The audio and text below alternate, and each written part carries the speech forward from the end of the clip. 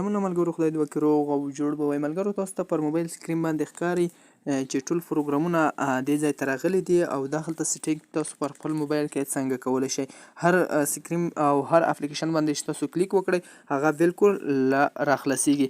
لکه فرض مثال زه پر یوټیوب سټوډیو باندې کلیک کوم. یوټیوب سټوډیو همدغه یو ده چې ما پورته درته راخلاصه کړه. زه په دا باندې کلیک کوم بالکل به یوټیوب سټوډیو هم راخلاصیږي، تاسو کتلی شئ او دې نه بیرته بیا هم تاسو کوم اپلیکیشن باندې کلیک کوئ هغه مغه درته راخلاصیږي. نو دلته سیټینګ تاسو څنګه کولی شئ راځو پر موبایل سکرین ته درته ټوله طریقه ښایم.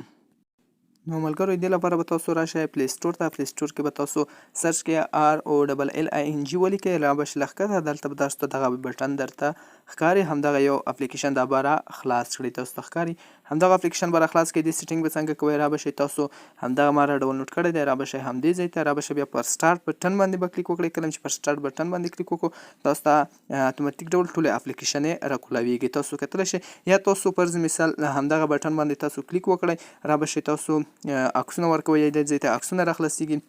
دا هوم بټن باندې به کلیک وکړئ، را به شئ دلته ایمیج باندې فوټو آیسون دا باندې به کلیک وکړئ، تاسو ته به خپل عکسونه راخلاص شي. یا سټیکر ورکوئ، پر سټیکرو باندې کلیک وکړئ.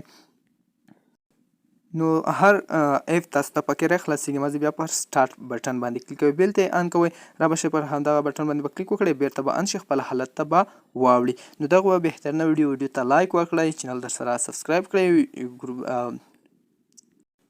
او د همدغه اپلیکیشن لینک چې دی هغه زما د ویډیو په ډسکرپشن کې هم شتون لري، راشئ هم یې هم را ډاونلوډ کولی شئ. نو ډېره د کار ویډیو ده، ویډیو ته لایک ضرور ورکړئ. مننه.